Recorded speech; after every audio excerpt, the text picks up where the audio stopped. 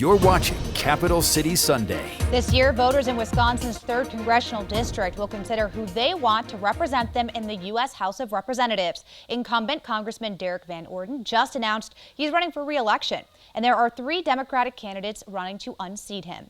They include Eau Claire native Eric Wilson, Eau Claire business owner Rebecca Cook, who also ran in 2022 and lost to Senator Brad Pfaff in the primary, and State Representative Katrina Shankland. Joining me now to discuss her campaign is Representative Shankland. Thanks so much for taking a few minutes to be here. Thank you for having me. Of course. So your district has become increasingly competitive since 2012 when you were first elected. In 2020 and 2022, you had Republican challengers and came away with more than 50% of the vote each time. How would you say that those past election performances against Republicans would contribute to a run against Congressman Van Orden, should that be the case, in an even larger but still extremely competitive district? Absolutely. Well, I appreciate the opportunity to serve the people of Portage County in central Wisconsin, representing about 60,000 folks in the state assembly, and I'm on my 12th year, 6th term. And in that time, I've really focused on delivering results for working families and seniors, and I think that that's translated to my election results. So while hundreds of thousands of dollars were spent on me in attack ads from Republicans, I did outperform the top of the ticket, and in 2022, I outperformed everyone on the ticket in my assembly district, which really spoke to not only the strength of my record in delivering results, but my ability to win tough elections. And that's really, I think, a compelling reason why so many voters across the 3rd Congressional District are really resonating with my campaign, my experience, and my ability to win. They know that if we're going to take on an extremist like Derrick Van Orden, he's in his first term, and we get one clear shot here, and they want a seasoned, battle-tested candidate who doesn't only deliver results, but also who knows how to win and can show they know how to win through their election results. Right now, you do represent a small portion of what the 3rd Congressional District encompasses. So how are you reaching voters in the areas that you don't currently represent? So since I first launched my campaign in October, we've been holding Coffee with Katrina hours all over the district. We started in La Crosse and Eau Claire.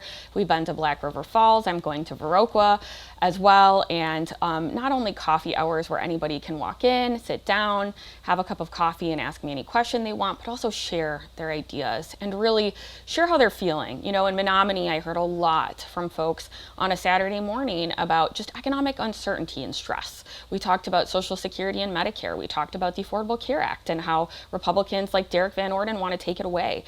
And I heard their stress levels, and I think, you know, hearing about what keeps people up at night really helps me stay motivated on the campaign trail and helps me stay focused in why I'm running for the 3rd. And that's to ensure that we have strong representation and common sense in Congress. We don't need an extremist like Derrick Van Orden.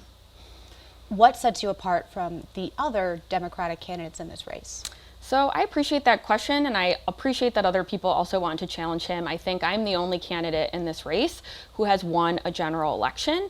And in addition, I'm not just your typical Democrat. I outperform everyone up and down the ticket in 2022 and have outperformed the top of the ticket consistently in purple districts. And I think we need a candidate who can take on an extremist like Derrick Van Orden, hold him accountable, and really not only campaign on what they want to do, but also build trust with voters by showing them what they've already done for working families and seniors in Wisconsin. And so I think my track record in the legislature of launching new programs to help farmers with water quality and soil health, putting money in their pockets and supporting conservation is just a great example and a great contrast to someone like Derrick Van Orden, who sits on the Agriculture Committee but hasn't gotten a farm bill done and is really just kicking the can down the road, even though he's a House Republican and serves in the majority, and they should be really prioritizing a 5-year farm bill in Congress. Last cycle, the race between Congressman Van Orden and Senator Brad Pfaff was close.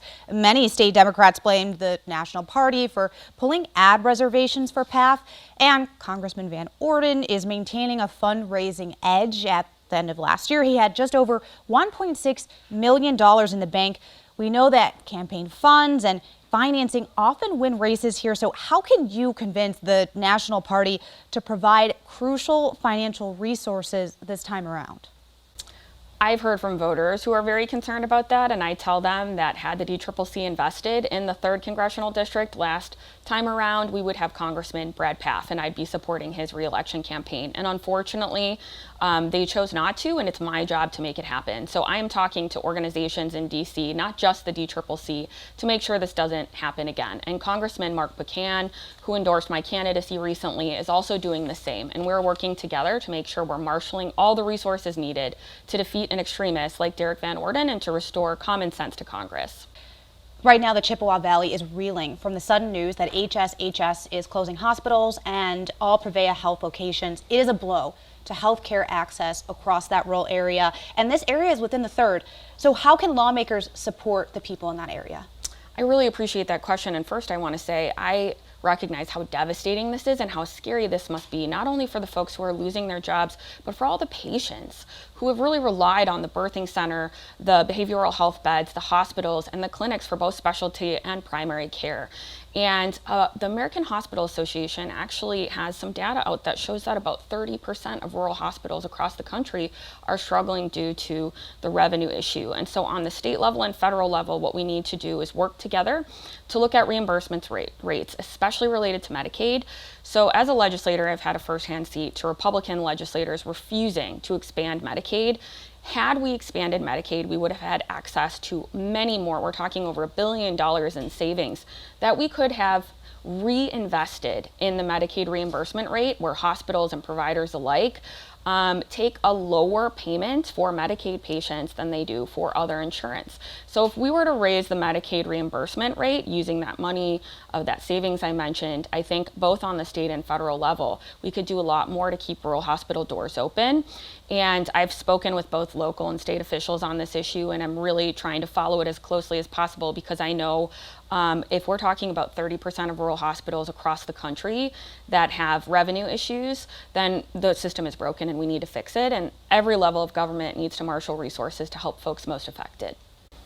Representative Katrina Shankland, a Democratic candidate for 3rd Congressional District. Thank you so much for being with us on the show. Thank you for having me. Congressman Van Orden announced his re-election campaign in La Crosse just about a week or so ago. Here's what he had to say at the time. I went to DC to solve problems, and how you do that is here. And I'll be honest, I thought I was over here originally. I got to DC, I'm like, I am not, because they're not doing anything. And the federal government can actually be helpful, but you got to work together. Politics is about addition, not subtraction. Van Orden's team opened a new headquarters in La Crosse at the city's Southside Village Shopping Center. I reached out to Van Orden's office for an interview about his campaign, and we hope to have him join us on a future show.